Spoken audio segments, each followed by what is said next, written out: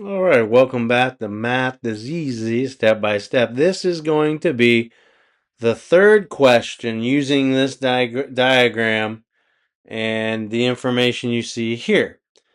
So the third question, a large round pizza has a 20-inch diameter and is cut into 8 equal pieces. So again, you've seen this a couple other times. I do want to say this is going to be a 4-part video in order to answer this test question.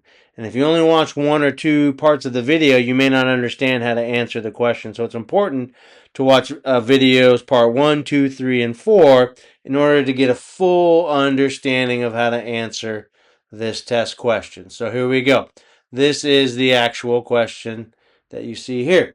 What is the perimeter of one slice of pizza?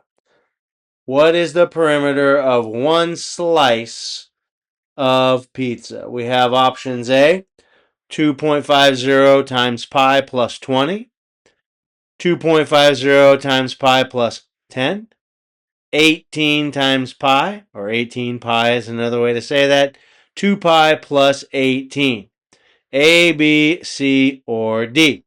What is the answer here? So again, stick around. I'm going to show you step by step in these 4 videos how to answer this particular test question. If you only watch 1 or 2 videos, it may not give you everything you need in order to answer this GED type of test question.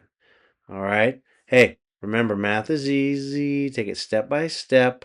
Thank you for joining me. Stick around for part 2, 3, and 4 videos, and I will complete step by step instructions on how to answer this particular question.